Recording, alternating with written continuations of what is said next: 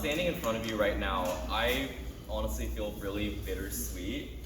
Like tonight is the culmination of 7 years of playing the piano, 4 years of high school, and a very long year of auditions and recital prep. I'm not gonna lie, I'm kind of glad that it's about to be over. You know, I'm sure anyone in here that's put on a recital, I know you did, and I don't know where Claire is, but she did as well, and Sarah, there they are. It's a ton of work, and it's very stressful, so it feels nice that the stress is soon gonna be over. However, with this recital comes the end of my high school performing career. And it feels kind of fitting to do it in here. This is where I put on the very first piano recital at CS Arts, right over in the hall next door. And looking back on them now, I was so fearful back then. I was afraid to even play in front of friends, much less all of you here tonight. And since then, I've had the opportunity to perform many different times at the school, not just here. And it's been kind of crazy. There's been the texts that we've had that last until 10 p.m., the rehearsals that are chronically an hour behind. And my personal favorite is having our very first run through of a program be the opening night performance. And I don't know, I'm gonna kind of miss that crazed magic that comes with being a student here at this school. It has made my high school career very enriched and very colorful, to say the least. And yeah, it's with these contradictory feelings that I stand before you tonight. And I don't think there's a better piece to start with than with the piece on my program that I've had the very longest. My sonata, it has been a long year with that piece, and yet I don't feel like I've actually connected with it as much as I do tonight. It's very dramatic, but in that drama there are a lot of contrasting feelings. There's big dramatic swells, it gets kind of sweet at times, it gets a little anxious, and all those contradictory feelings, they somehow come together to make a beautiful whole. So I think there's no better time than the present to start.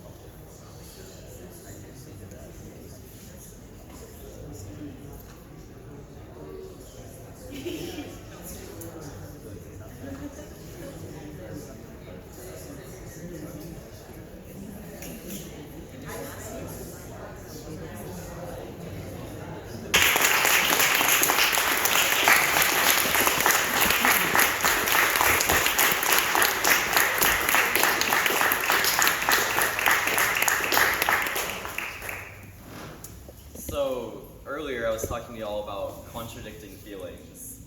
And I honestly don't think there's a better piece to encapsulate those feelings than the next one I'm about to play. I think at the heart of bittersweetness is love. Like, you can't have you can't have the sweetness without like having some sort of love for whatever's making you feel a little bit bitter, right? And because of that, love is a very complex emotion. And I feel like it's complex because of the fact that it comes with many different emotions, right?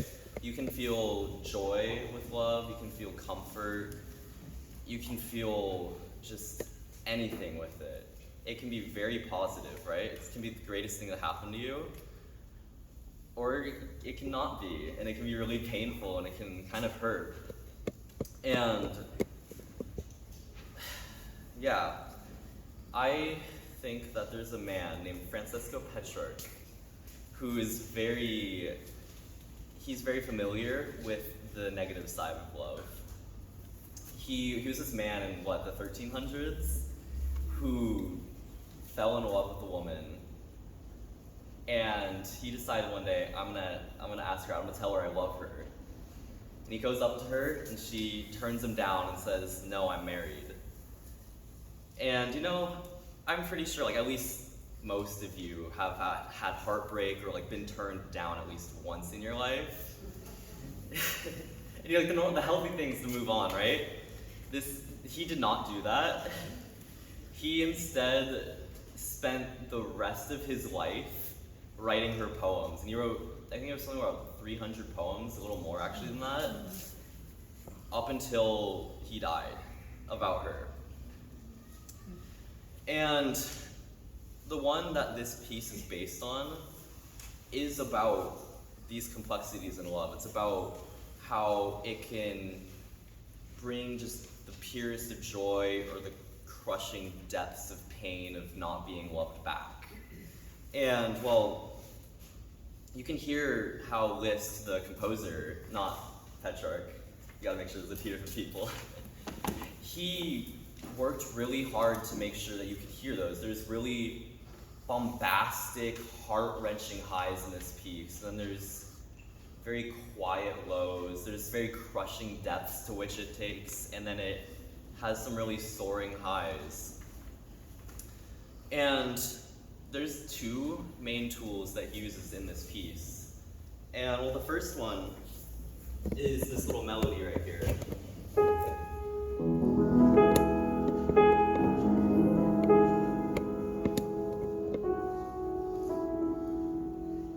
That little 2-bar fragment appears throughout the entire piece, from the very beginning up until right at the end, really.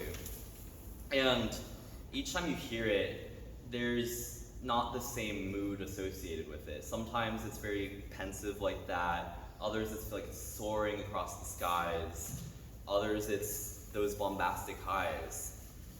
And in a way, it kind of encapsulates how Petrarch lived his life. He had those very pensive moments. He had those very bombastic. He had heartbreak. And then, speaking of heartbreak, if any of you very eagle-eared listeners heard, there's a kind of odd-sounding chord in there. And it's an augmented chord, which, music theory, right? I'm sure all you musicians in there are rolling your eyes, but I promise it has something. It matters.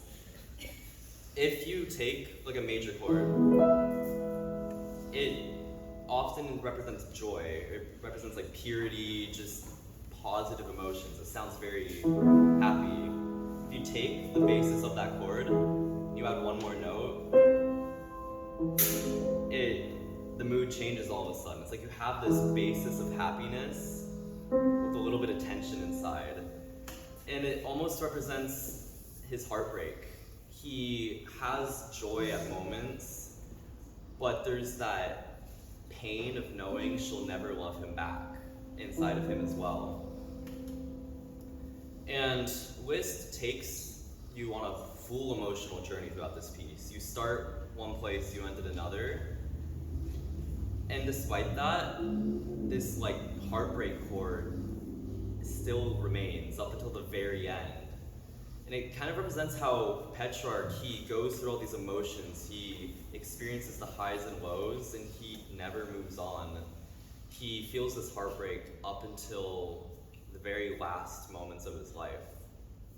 So please, please, join me on this journey as Liszt takes us through pure joy to heartache.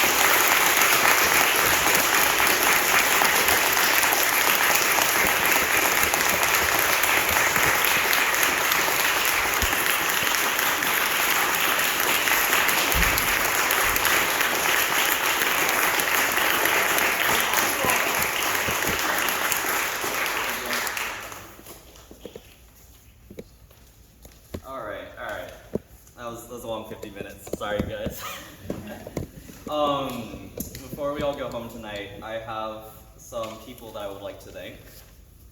And I would like to start with the wonderful Dr. Ward, who is hiding in the back there.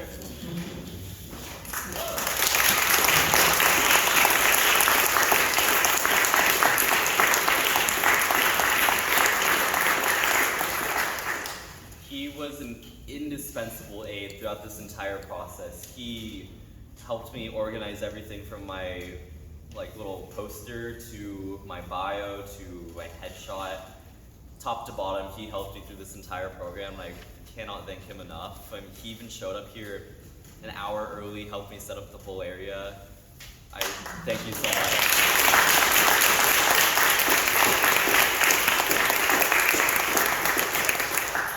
Next I'd like to make, I don't think he's here, but Mr. McGough, my conservatory director, for also just being wonderful and always helping me. And then I would also like to thank Mr. Averett, who helped me secure this space and got me a discount because he's amazing. Next, I'd like to thank any of the teachers that were able to make it tonight. I don't know if I can see any, but that's okay. I'd really like to thank all of you guys, all my family and friends, for being able to make it tonight and for being just what made the last 4 years have that crazed magic. And I would like to especially recognize out of them Mr. Cricket Rook back there.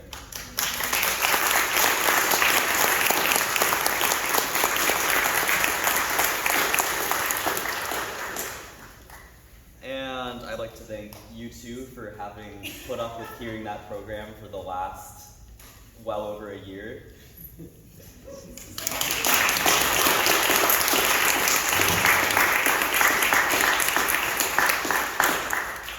These poor people have heard the same 7 pieces. I can't imagine your pain. I'd also like to thank Janice Stepsy, who made it tonight. I don't know where she is. There she is.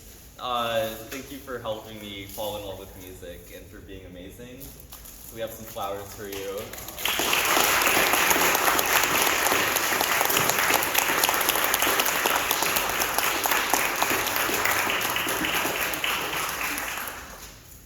I think that's everyone, right?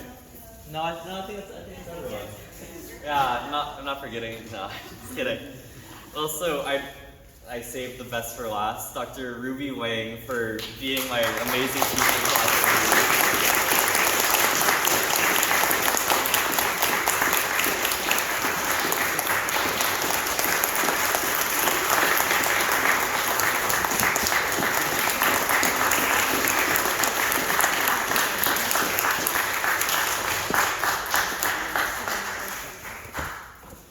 While they're figuring that out, I can't imagine where I would be without her today. You've transformed my last 4 years, and I can't thank you enough for being my piano mom. Seriously, it's making me want to cry a little bit. She's done so much for me. She listened to recordings of me all night during college auditions. While nursing a baby. Oh yeah, while nursing a baby, At 2 a.m. we're texting. You've been such a hero. Thank you so much. No,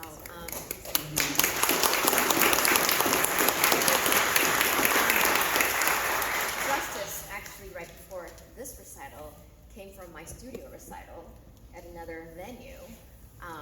So he's had these back-to-back performances, last night being graduation and just a whirlwind of a performance season, and it's been such a privilege and pleasure to work with him these past 4 years and his wonderful family and parents, and just watch him grow as a pianist, as a person, and you can see that he's going to be quite an amazing teacher should he choose to do that.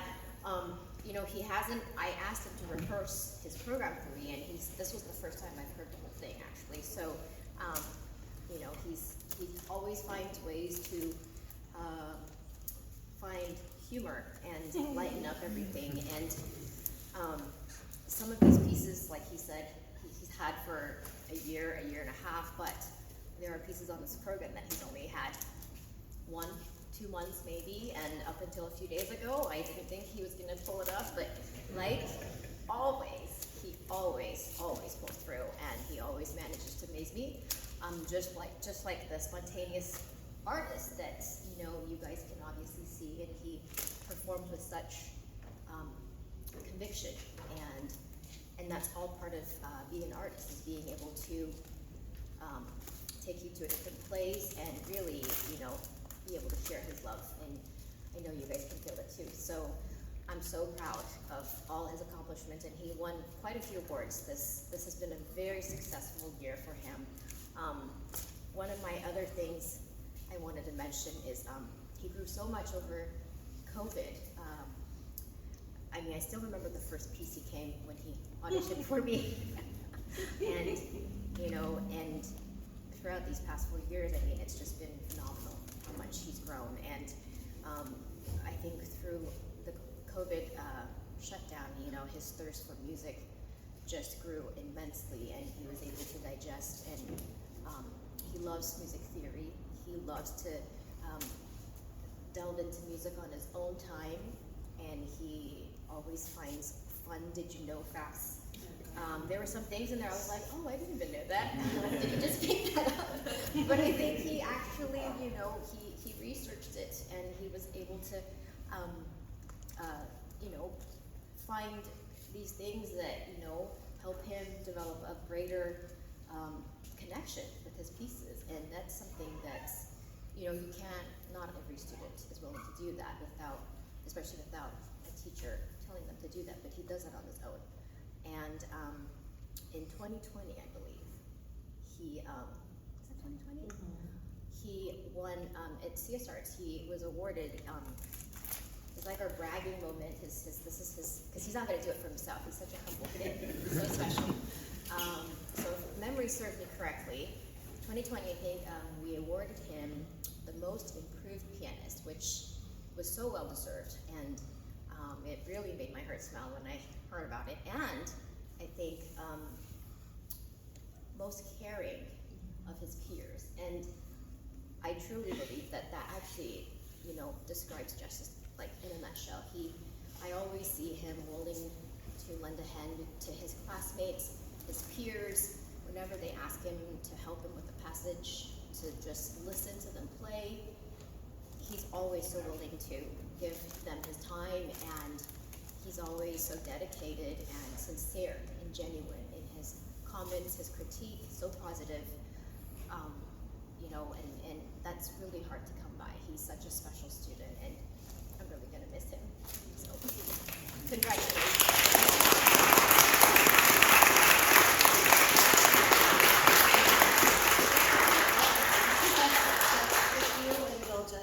Okay, so we have a very musical family, and we all play. My cousins play. My aunt and uncle, who had to leave, play orchestra. So as a mom, it was always my desire that all of my kids play something, at least at the beginning. And Justus was the fourth, so we didn't have a lot of money to put him in piano lessons. And I remember my Uncle David, who left, say, don't worry, because he had read a study, that's my uncle, and or my Aunt Barbara had said it, don't worry, it doesn't matter if you start at 4 or 11, you're gonna always end up kind of in the same space, and I kind of held out for that. And we moved here, and Miss Thepsy was just a genuine human that just taught him the basics and got him excited. And that piece that he gave you for his audition scared me, because I'm a pianist, and I'm like, well, it's not gonna get him into the school. And God love Dr. Cook for taking a risk on Justus and putting your name out there for our teacher. And you're more than a piano mom, because you guided us, you believed in him, you told us we were gonna get certificate of merit, like in this crazy whirlwind of time, and you never made it seem like it was impossible. And as a mom, I was always scared, like, okay, in the background, like, I don't know if it's gonna happen. And then when he woke up, like June of last year, and decided to audition for schools, I was scared, like, this kid is not gonna make it. And I didn't want his ego to, his feelings to be hurt. And you got him there, and he got into 5 schools. And it's just been a blessing. I love our little text in the middle of the night, and you are such a mom because you tell him what he doesn't want to hear and kick him in the butt. And I'll text her and be like, FYI, I it think it was was a a little little bit hard. And I'll be like, that's okay. And then he'll take it when I'm like, that was a little too harsh for his personality. So we are so grateful. He would not be the pianist he is today. So you are our friend, and we love you.